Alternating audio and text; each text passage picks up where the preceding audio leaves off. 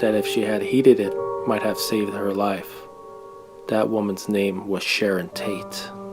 In 1969, Sharon would fall victim to one of the most savage slayings in Hollywood history. But 3 years before she was brutally murdered at the hands of the Charles Manson family, she glimpsed the ghostly image of the horrific fate that awaited her.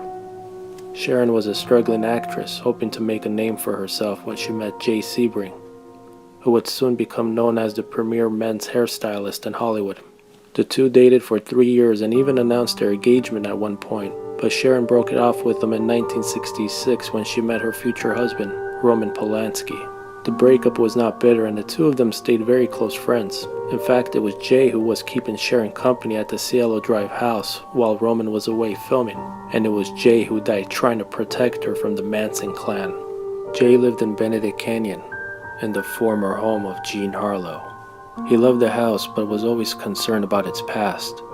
He knew the stories about Paul Bern's death, but he also learned that 2 people had drowned in the swimming pool as well. He shrugged off the idea that the house was cursed, but perhaps he shouldn't have. One night in 1966, Sharon stayed alone at Jay's house.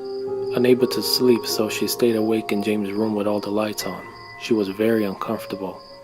Although she couldn't explain why, she felt funny and was frightened by every little sound she heard.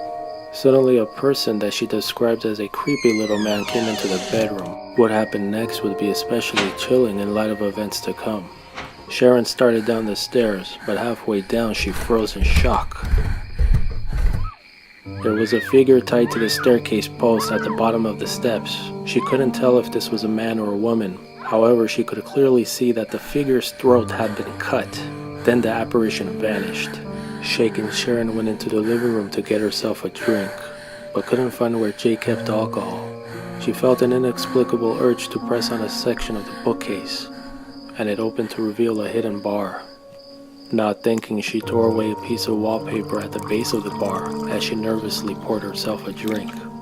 In the morning, Sharon was convinced that the whole episode had been a terrible nightmare, until she saw the wallpaper that had been torn away from the bar.